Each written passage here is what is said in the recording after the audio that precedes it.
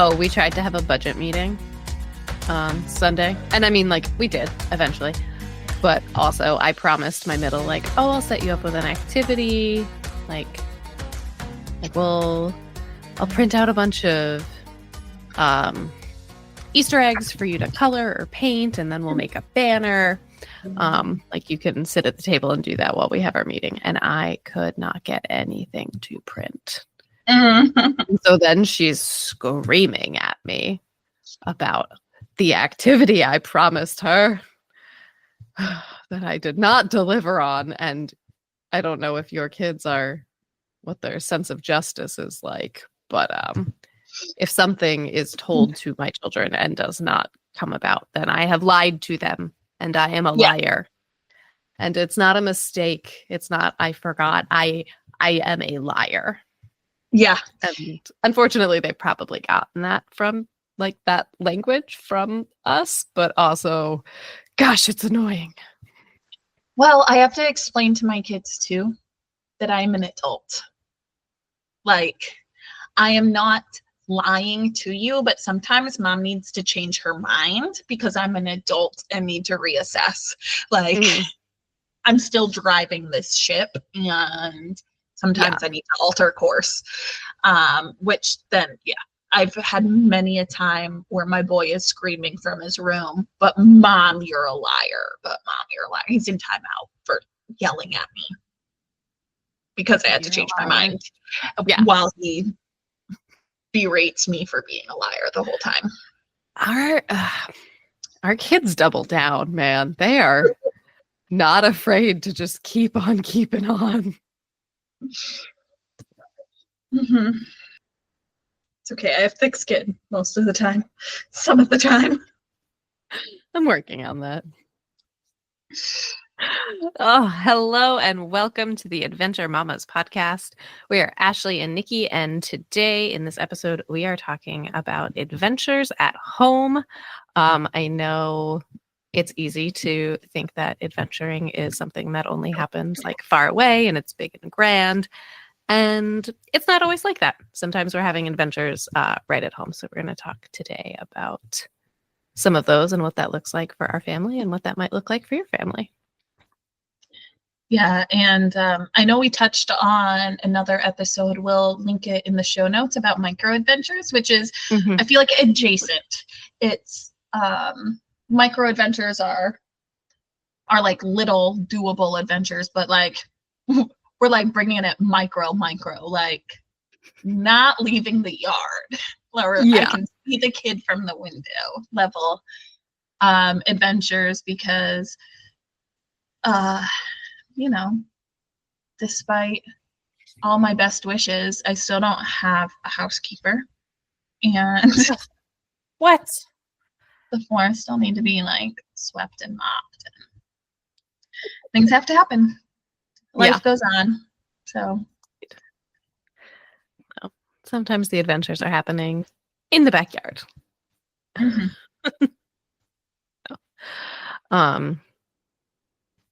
We have lots of adventures going on at our house all of the days.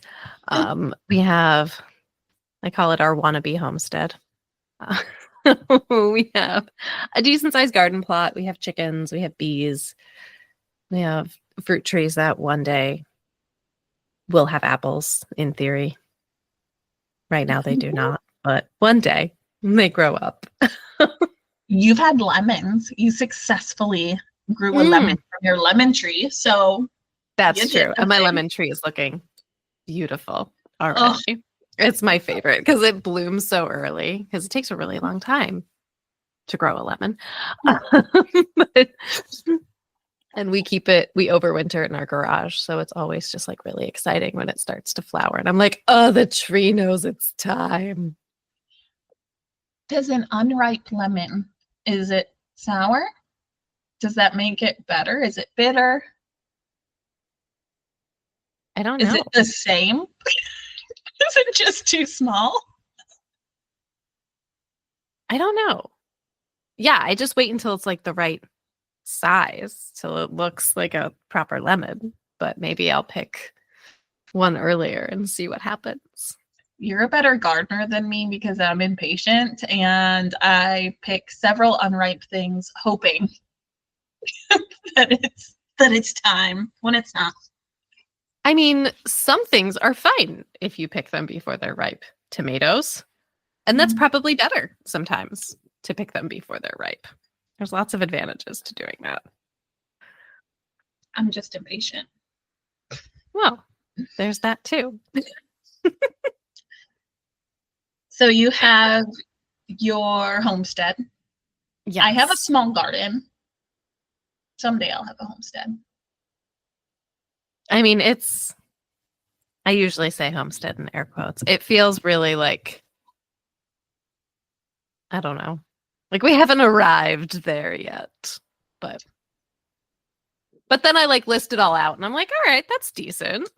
I'm like, we're doing things. It's relative though, because I feel like yours is like a whole operation compared to my small raised garden space with a couple of 5-gallon buckets of potatoes. But like I've had people be like, you grew enough food to cook a meal. And I'm like, I grew enough food to supplement in a meal. Like to add some garden carrots to my soup. And to other people, like they're like, wow, you actually grew a food you can eat and not just tried and got 1 carrot. Like, like I have an actual harvest of parsnips and carrots. And so like, it's all just relative. For sure. It is relative. I agree. It's also just easy to like look at other people and be like, oh, I want what they have. Oh, for sure. Also, pro tip, if you get carrots, like the variety of colors of carrots, you get the ones that are purple all the way through. My favorites are the ones that are purple, deep purple on the outside and then orange on the inside, because I just think they're so pretty. Yeah. But there are some that are purple all the way through, and if you put that in your soup, the whole soup turns purple and lilac. Even just like 1 or 2 small carrots of them will turn the whole thing purple. And your kids probably still won't eat it, even though it's spring equinox and you served them purple soup with vegetables from the garden. I was about to say, did your kids eat purple soup? Because mine would not. But I thought it was the most festive thing on the planet to have vegetable soup from the garden for spring equinox. And then by my pleasant surprise, it ended up being purple. I didn't know that was going to happen. Delightful. But fear not, my children were consistent in their not eating it. Well, something's never changed. Thank goodness. My kids will eat. I haven't had great luck with carrots, so they usually come out like really, really tiny and sad looking. But then my kids just like pull them and eat them, and they never make their way inside. So that's fine. I don't have to try to cook something with like very sad, tiny carrots. I have not mastered a whole bunch, but for some reason I have done well with carrots. And the big thing is thinning it, is making sure that you're thinning them frequently. I pull sprouts probably daily for a little while they're growing. Oh, wow. To make sure that each one, and I literally think to myself, okay, if there's that one's growing really nicely, and now I want it to grow to be about that size of a carrot. So I'm going to pluck everything in that radius. But I grow them in the 5-gallon buckets. And I've gotten them to be a foot long and an inch or 2 wide. Oh. In the 5, like I said, like I feel like the buckets is the last place I would think they would grow. But it's the thinning. And You're not the first person I've heard like good success with growing carrots in 5-gallon buckets. And it hurts thinning them that much, especially when I'm looking at a foot circumference of a bucket, you know? Like, oh, there's not, I'm taking them all away. But if any time that there's a group where there's any that are close together, they start to grow wide, and then they all like thump together and get like an inch or 2 long, and then are like, we're done. That's enough growing. Who's touching me? And then they stop. Oh, carrot children. Yeah. Anyways. Yeah, homesteady things. where I kind of lump it all in with their education and their Yeah. schooling. Like they're learning where food comes from. They're learning how to grow it. They're learning about preserving. They're learning about preparing food. They're learning where all food comes from. We're in a weird gray area. We have been vegan for many years, and we're kind of starting to like hold that a little looser as a family. So that's been interesting. We currently have in a weird turn of events, because this is what happens when you have a homestead. Weird things happen. We have 4 hens that are laying eggs. We also have 2 meat birds right now, which my husband will be processing in the next week or so. When that we did wound that up. happen? How did my vegan friends end up with meat birds? The world is changing. It's a topsy-turvy place. Did you buy them on purpose? Did it happen on No. Our friend got them on accident. With her chicks. They were just Okay. like, and the rate at which they grow is astonishing because that's what they're bred for. They're bred to grow very quickly, and then be harvested. So they're only 2 months old, and they're the size of my full-grown hens. They're huge. So my friend got them on accident, and she was like, I don't want to deal with this at all. Like, this is not on my dance card to deal with this. And my husband's like, I've done it before. I can do it again. Yes, he has. Of course he has. Why should I be surprised? No surprise there. What is surprising is which of my children want to be involved and which of my children do not want to be involved. Oh, I haven't. I want to hear. This is my theory. I'm hypothesizing here. Mm-hmm. Your son is a staunch vegan, the most staunch vegan I've ever met. Yes. But the prospect of being able to kill a chicken. Yup. Is it him that wants to? For sure. It's that one. It is that one. Which is just weird. It's a weird time to be us. Yeah. So, but it's opened a lot of really interesting conversations that, like, given the way we've lived for so many years, we haven't really had really much of a need to have those conversations. So it's been interesting. Just hearing tiny people's opinions on such things. So stay tuned for what that looks like. I don't know. Yeah, I can't wait to hear how that goes. We also do a lot of whole episode. Ashley's kids harvest a chicken. I love it. And then refuse to eat it because and then why would I eat it? Right. Like, I'm a vegan, Mom. Like, you just killed a chicken. You're not like, your line's getting real blurry, friend. But I must not ingest it to feed it to the coyotes.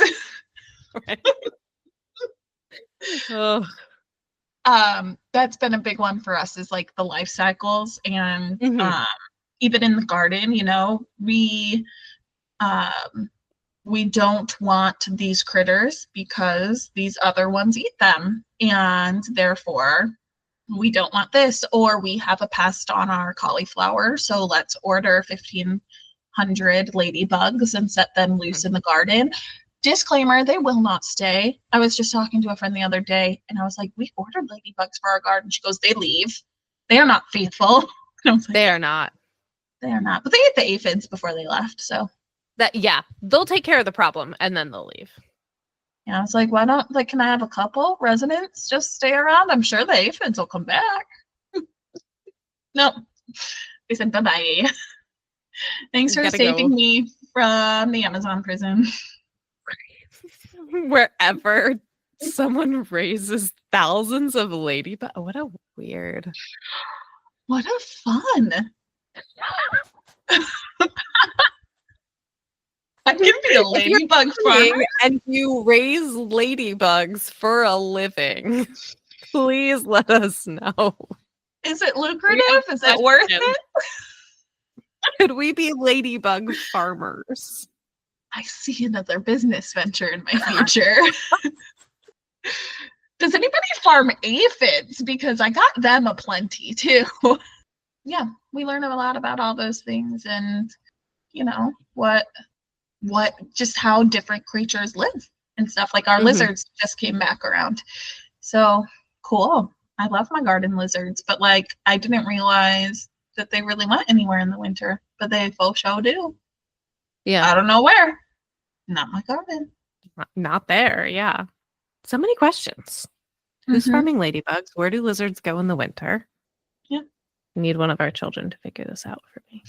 Well, I love that aspect of homeschooling. I'm going to really miss that aspect of homeschooling. And I know I can still foster so much of it, but I miss that type of like kid-led learning and intrigue. The bunny trails. Yeah, it is fun. You'll still get all of that. And it's such like they find all the adventure. Like they really think that the garden is a big adventure. For sure. Even though like our backyard is military, it's government issued. So there's still adventures to be had there. For sure. My kids love any excuse to get dirty. So like 10 out of 10, the garden. And we do have a big space, so we have to like go and get compost and amend the beds and all of that. And so they're like filling up wheelbarrows and riding in them. And I mean, not far, but between the trailer and the garden, they're riding in wheelbarrows in big old piles of dirt and just like having the time of their lives. Oh, I love that. Yeah. It makes me a little bit sad.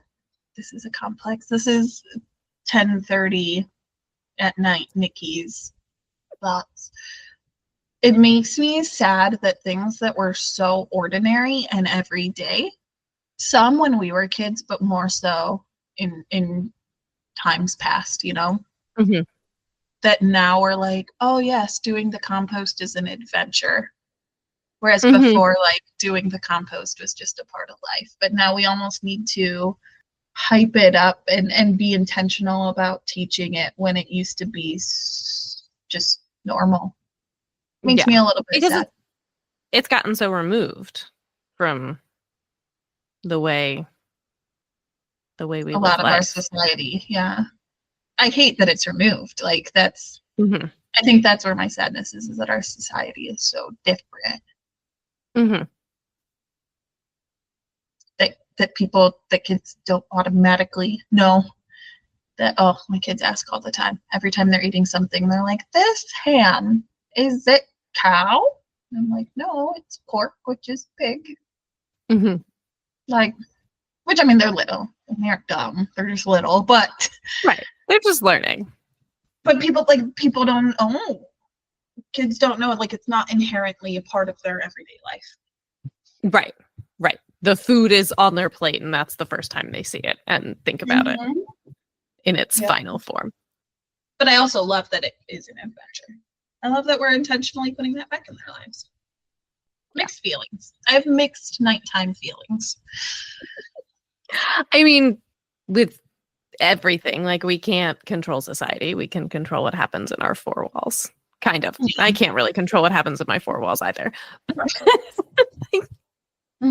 I have a facade of control. I have an intention of control. I have a plan. I think I'm in charge. It's a delusion, but I think I'm in charge.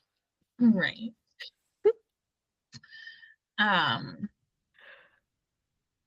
Yeah, I love your bee and chicken adventures. My kids love your chicken adventures. My kids love going and hanging out with your chickens. Ugh, they're fun. They're dumb sometimes, but they're fun. That's the best. Did I send you? I saw a reel because I'm a millennial. I'm an elder millennial. I watch reels instead of TikToks. And it was a farmer reading the intelligence of their chickens, like introducing their chickens in order from smartest to dumbest. with That sounds delightful. hilarious descriptions of their chicken's intelligence. I mean, most of my dumb chickens are dead, so there's Oh, that. oh, So yeah, dumb chickens mostly expired. Only the smart chickens are left. So there's that. there's a So homeschool lesson in Darwinism there. there really is. Yes, yes, we taught survival of the fittest to the children. My preschoolers understand the concept. Gosh. They made bad choices and there were consequences. A moral story. We also keep bees, but there's a segue. But those are also dead. So it's been a tough winter here. Really? You guys checked in on them and they didn't make it? Yeah. He just got in the hive like a week or two ago, and it was like they froze. It was weird. Well, The temperatures, I think the temperatures fluctuated a lot this winter, like pretty dramatically. Like it would snow and then it would be kind of warm and then it would snow and be kind of warm. And so they are no more. But we're going to All get of them? newbies. Yeah. Because you had so many hives. Mhm. Yeah. We did. And it is a bummer. How do you not have them? Like, how do you avoid them freezing? How do bees work? Bees are fragile. That is what I have learned. So I am not the resident beekeeper. Like that is my husband. That is my son. My daughter's starting to get involved with it. I don't really do anything with the bees. It's not my wheelhouse. We only have one adult bee suit. I'm not in it. I know what they tell me. And what I have learned over the past couple of years is that it's a miracle they're still here, man. Like they are fragile. Just like bad things happen to them. They have a lot of like insect type predators. Like there's mites that attack the hives and beetles. And then apparently the whole hive can freeze. I didn't even know that was possible. So, my gosh. yeah. BRB, I'm about to make a Save the Bees t-shirt. Yes. Wander Wild needs a bees t-shirt for sure. I mean, proceeds go to my hives. Yeah, proceeds go to Ashley's poor little beesicles. But also, like, it's been really wild to us. Alec just pointed this out the other day. He was like, do you realize that there aren't any bees? Mm-hmm. And I was like, yeah. He's like, all of the bees we have seen at our house have been our bees. I'm like, that is bizarre. Mm-hmm. But it's true. I saw one bee today. That's crazy. Well, remember when I used to ride on motorcycles. I think I told you in the last episode. I used to ride on motorcycles a lot, and I would get splattered with bugs all the time. There aren't bugs on your windshields anymore in the car or on the front of the cars. Like, when did that happen? They're gone. Weird. Like scary weird, not good weird. Yeah, like where'd the bugs go? I feel like this is like 10:30, Nikki. I'm like, the end is coming. Wally is happening. The bugs are gone. This episode is taking a turn. It is. This is what happens. It's late. The bees can be an adventure. Save the bees. Bees can be an adventure. And I think I think I might have already said this, but a lot of homestead things like lend themselves really well to like classroom and learning and then like putting it in practice. There's so many things out there right now, like bee unit studies and homesteady type unit studies. I can't find it now, but I at some point acquired a unit, like the science of sourdough unit study. Yeah, I think I sent that to you. I have it if you don't. There you go. I got it from you. The other thing is, this just popped up. This isn't on our notes. I'm going rogue. Go there. I'll follow. But like, we're talking about the price of eggs and things, and it is hitting hard. Like, we are a financially stable household, and so many people don't have that luxury, and it's still like, my kids need to be adventuring at home. Like, the economic climate right now is not lending to expensive adventures. Like, we need to be at home. Sure. And we just found that our place here, I don't know, like, our environment here is growing wild peas. So we've been doing a little bit more foraging, and we were casually talking to a friend about foraging, and she was like, oh yeah, back behind my house in that brushy swamp area is all blackberries. Like, there's a bunch of blackberry brambles, wild berries, and it just popped into my head. Like, there's oh my gosh, I love her on Instagram, at Black Forager, Alexis. Girl, we have sent you, if you happen to be listening, you're not, but if you are, I have emailed you. I want you on our show to talk about foraging, because she does so much foraging in her neighborhood, in her suburban neighborhood. She was riding her bike to the gym one day and was seeing how many edible plants she could find just on her bike ride, her 10-minute bike ride. Yeah. And thanks to her, I saw there was a magnolia tree. I don't know, what's the difference between the white ones and the pink ones? Because they're very different. I don't know. They're both called magnolias, but I'm talking about the pink ones. And she makes magnolia snap cookies. They're like ginger snaps, but yeah.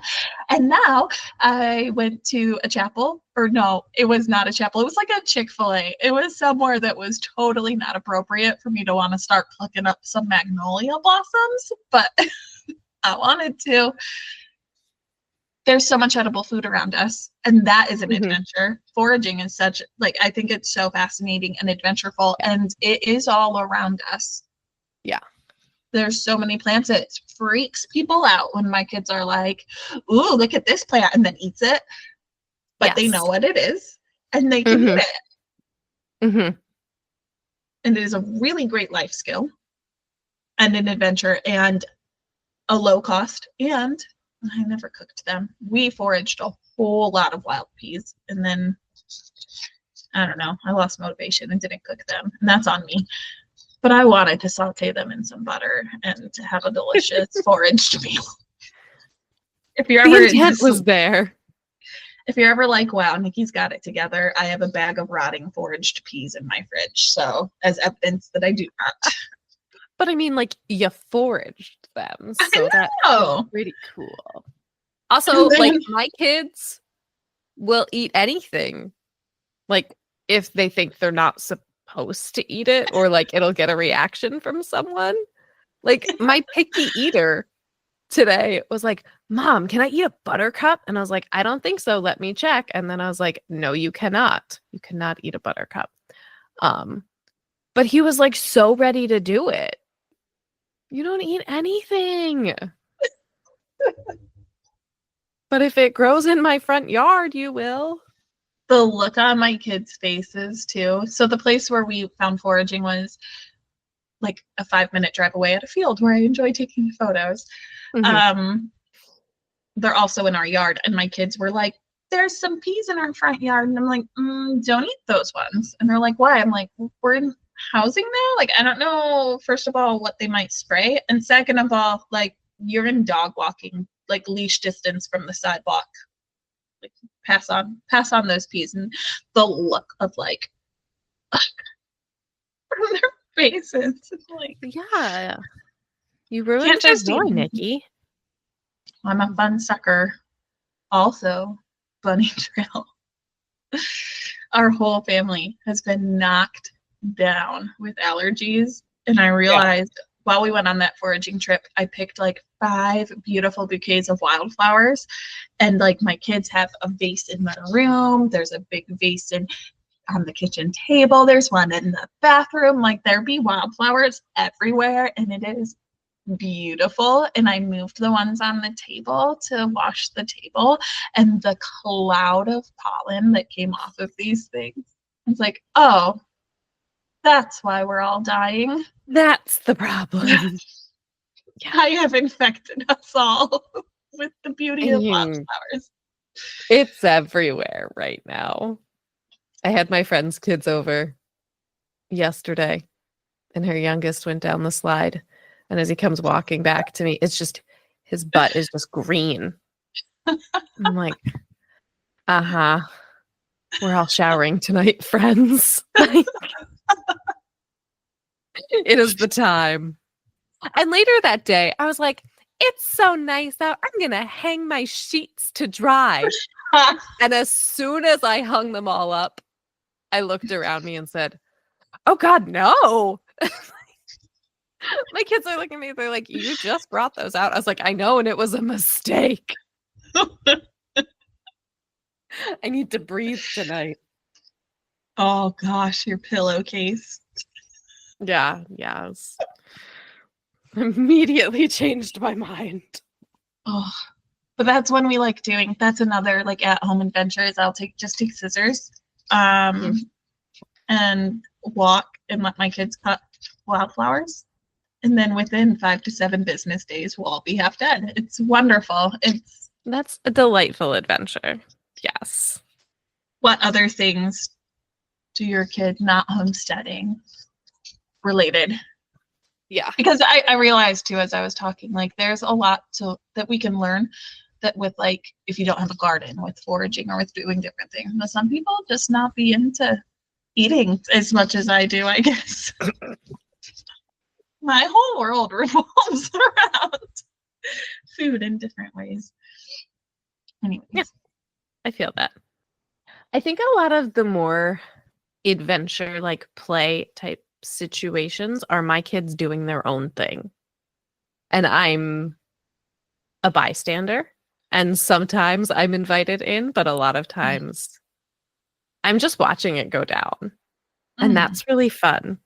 Like they have very creative, imaginative play with each other and also sometimes by themselves, which was something that for many years I was like, oh my gosh, my kids are never going to play by themselves. Like it just feels like a weight. Like I'm going to have to play with them forever. And I'm not one of those people who I don't hate playing with my kids. I'm not one of those people who like never wants to play with their kids. Nikki's raising her hand and I'm calling her out because you couldn't see it, but now you know. I did keep that private, Ashley. Thank you. It's just not my strong point. Like I'm the facilitator of the things. Like I like setting it up, but I'm not good at engaging in play with my kids. Yeah. I have one who's very particular about how she wants it done. And it's hard to play with her in those kind of situations because whatever you did was wrong. Keeps us humble. I do feel like I was always wrong today. Thanks for the reminder, kiddo. No, I love that. The free play. My boy came in at dinner and he was like, oh, I was just surrounded by dinosaurs. I was like, tell me more about that, dude. I love that. Very fun. A lot of our creative play happens inside, which is, I know, not as common. Last I talked to you about it, wasn't as common for your crew, but they play adventure. So like they play climbing a mountain. Yeah. Inside. They play camping inside. And it's really great for rainy days. Yeah. It's different. I have mixed feelings because I'd rather them be outside, but I have one who really doesn't love being outside so much. But she will play fort all day long or secret hidden tunnel. And giving that freedom of creative play is really hard because it's usually very messy. Yeah. From the mom standpoint, like it's hard to kind of let go and let them do that, but they feel like they were just on an adventure. And I love that. And it's weird. It's weird my adult brain doesn't wrap around it that much, but it's very much still an adventure at home. Yeah. It's strange. Do you feel like when your kids are like playing adventure scenarios, are they playing out things that they've like seen or read or heard, or do you find that they're like very original scenarios? Because it's a mixed bag for us. Mixed bag for us too. Depends on the day. Because like, I mean, they must have learned some of these things somewhere. So like putting a fort under their bed with secret entrances and stuff and having like secret layers, that's learned. I don't know from where. What was it? Dexter's Laboratory when we were little. Yeah, there's a lot of books, which is another thing I think we've mentioned before, but reading adventure focused books. And if you're a TV family, watching adventure focused TV and being intentional in some of those choices can really bring adventure into your home and create the mindset shift of I'm bored into, oh, this is an adventure. Girlfriend, Little House on the Prairie. I rewatched that as an adult, and it's pretty intense. It's pretty adventurous. Like the first couple episodes, I was nervous about how my children were feeling with it. Or like who got bit? Was it Laura Ingalls who got bit by the rabid raccoon? Or no, the dog got bit. Somebody got bit by a raccoon. Something was rabid. I don't know. There was a raccoon and they weren't sure if their family member was going to die. Like they were like standing watch to see if rabies was going to get somebody. Like it's adventure. Yeah. I was enthralled. Nope, that one was the Waltons. Oh. Rabid Raccoon, I think, was the Waltons. Sorry for all of the diehard Little House on the Prairie listeners that we might not have, but I know that they exist in the homeschooling communities. I know that they're out there and there are people. They just haven't found us yet. Anyways. Well, you just insulted them. They aren't our listeners anymore. We've only we started like at the very beginning of the series, so that was like Summer in the Big Woods, I think, or Little House in the Big Woods. Something before they moved to the prairie. I didn't even know that there was a before the prairie. My mind is blown. Like several books. Like her whole life, I think, more or less. But yeah. The Wild Robot is so much of our personal journeys are like taking things back, you know, not in time, but kind of like demodernizing our kids' childhood. The Wild Robot is fascinating because it's very futuristic while still being very adventureful and very anti-stimulating, destimulating. It's very what I want, but futuristic still. Yes. Yeah. It is a really weird niche. But it's a fun adventureful. My crew really enjoyed that one. And for our dearest gentle listeners, the movie is good. My kids enjoyed it. There's so much more in the books. Like there are whole adventures in the books that are not even touched on in the movie from what I saw piecing together as I did the housework. No, there are entire things left out of, which happens really in any movie adaptation. But like my kids liked the movie. I was straight up like, no, I'm going to go do something else. This is not worth my screen time. Like whole plots, like whole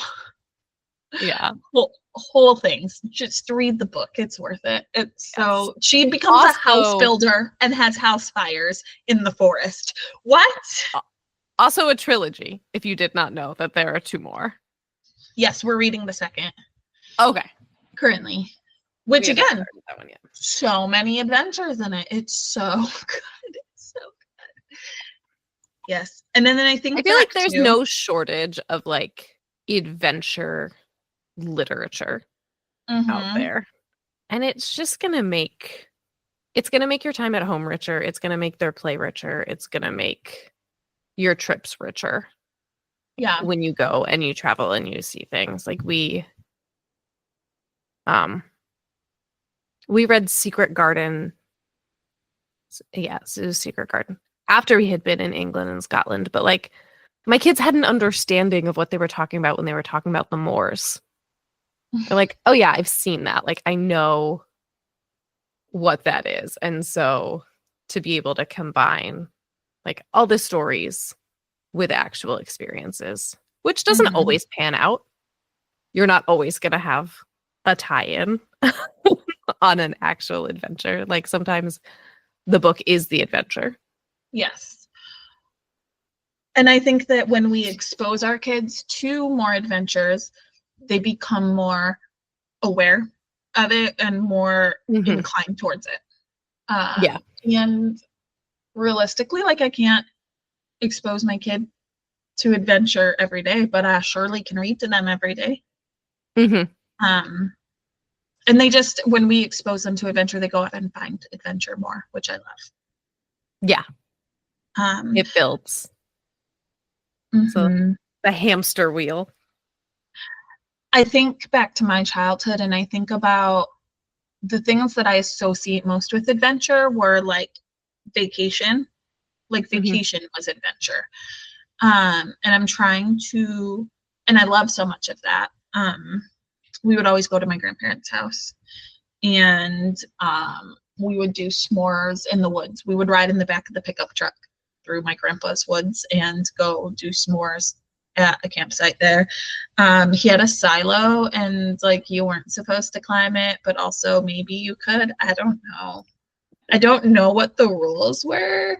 They changed, I think, every year.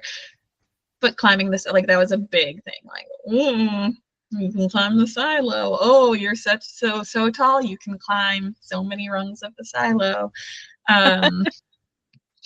He had a woodworking shop that he would let me build with the scraps, or he had a sugar shanty where he made maple syrup.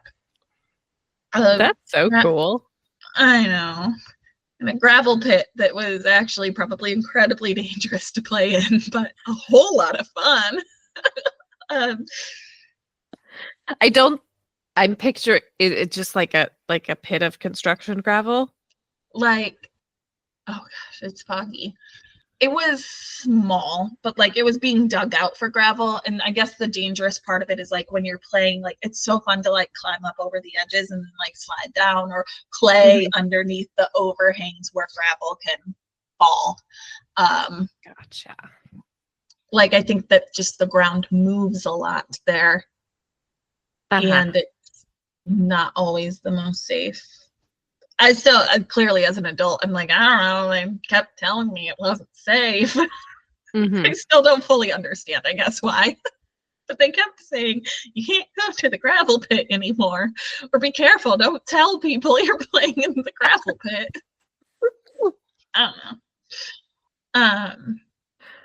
But like those feelings, like how can I instill that into every day now? And and none of that is wild, you know? Oh my gosh, the other day I was checking mail at my house, which is like a block away.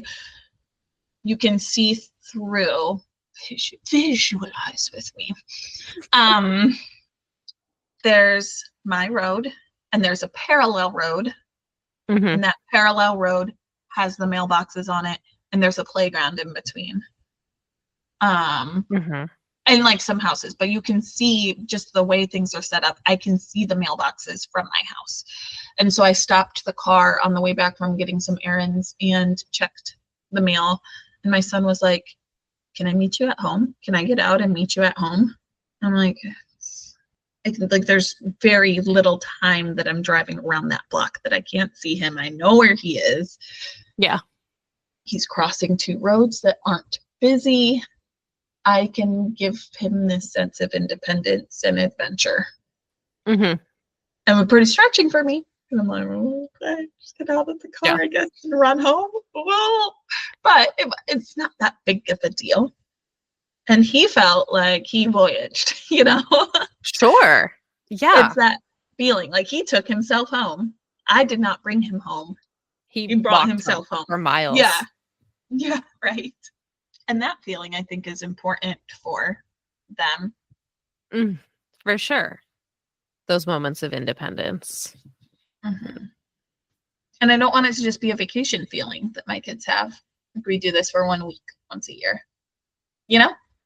Yeah. It'll be all around us. The pendulum does swing, though. I'm going to be real. When my kid is like anything can be an adventure. And I'm like, no, son, just sit and use the toilet. Or he just wants to make anything an adventure or get creative. Gosh, I've been telling him a lot, like, math is not creative. You do not need to be creative here. He was like, is this a 9? I was like, no, I don't know what number that is, but this is not art time. A 9 is a 9, and it always looks like a 9, and that is not it. So, like, there's a lot of whimsy feels that I want for them to have and a lot of adventurous feelings. But also, I guess, yeah. You gotta draw a line somewhere. Yeah. Yeah. Just to be realistic. I frequently tell my boy that if he writes his numbers incorrectly or the way he thinks they should be written, then the other scientists can't replicate his data and he won't get to be published. And then all of a sudden he knows how to write his numbers. It is fascinating to me that he understands that concept. Yeah.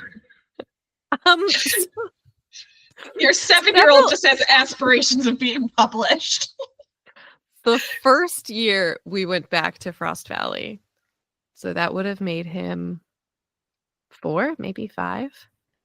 They do a Sasquatch hike, which is every bit as silly as you think it is. There is a Sasquatch call. At some point, there is someone running through the woods in a Sasquatch costume. Like, it is wonderful. Camp. It is campy at camp. It is wonderful. Yes. But we brought up like going on this hike and he goes, is there a journal article?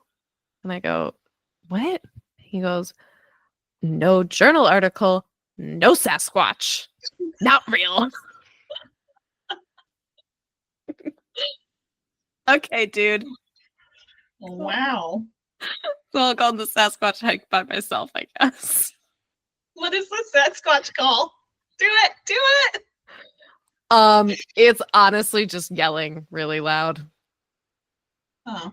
It's kind of with like a little like George of the Jungle kind of flair. But mostly it's just yelling. They need some of our kids' creativity in there. We make calls in our house for all the creatures. Like their actual calls or just random ones? If we know the actual call, we try to do the actual call. Do porcupines have a call? They do in the Roth house. What is it? Porcupine!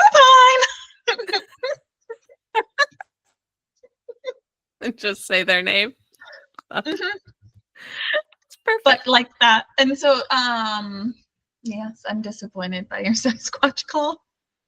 Yeah. I'm trying to think of some of our other ones because there are many, but the porcupine has stood the test of time. I love that. We mostly just make random bird calls to each other, like out in public.